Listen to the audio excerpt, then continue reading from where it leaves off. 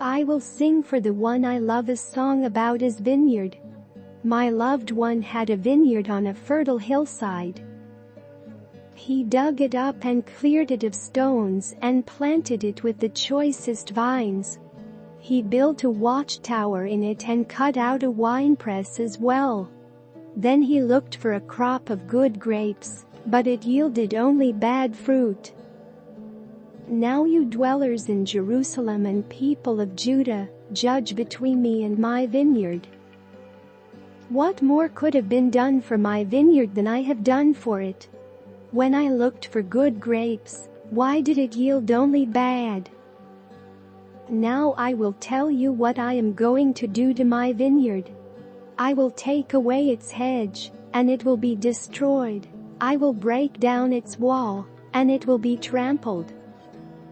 I will make it a wasteland, neither pruned nor cultivated, and briers and thorns will grow there. I will command the clouds not to rain on it. The vineyard of the Lord Almighty is the nation of Israel, and the people of Judah are the vines he delighted in. And he looked for justice, but saw bloodshed, for righteousness, but heard cries of distress.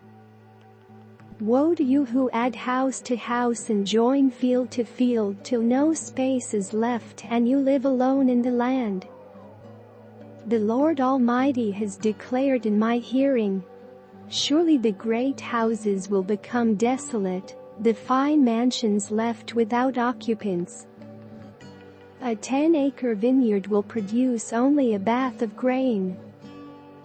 Woe to those who rise early in the morning to run after their drinks, who stay up late at night, till they are inflamed with wine.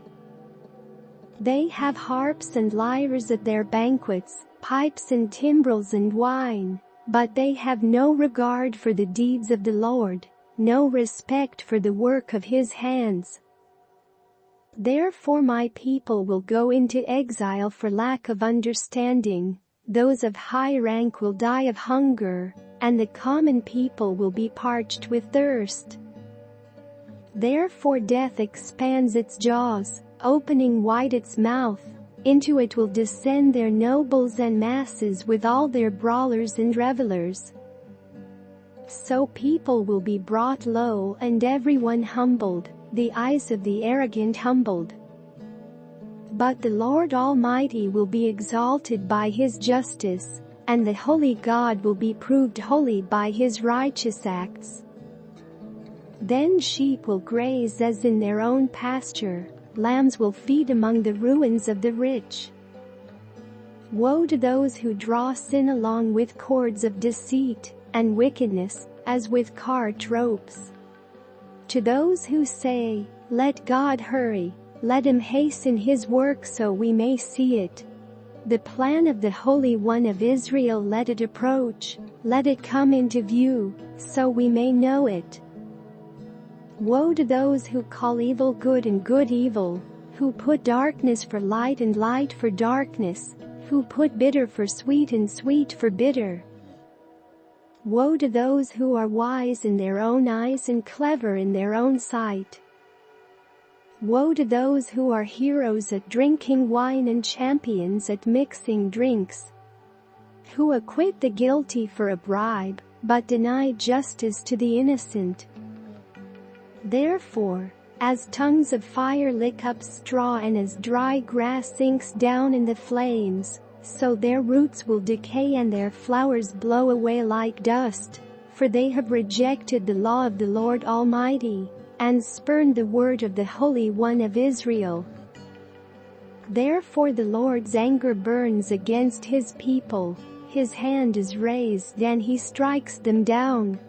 The mountains shake, and the dead bodies are like refuse in the streets. Yet for all this, his anger is not turned away, his hand is still upraised. He lifts up a banner for the distant nations, he whistles for those at the ends of the earth. Here they come, swiftly and speedily.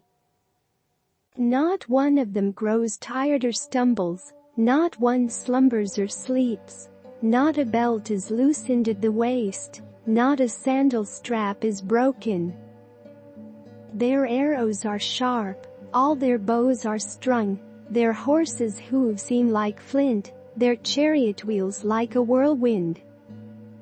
Their roar is like that of the lion, they roar like young lions, they growl as they seize their prey and carry it off with no one to rescue.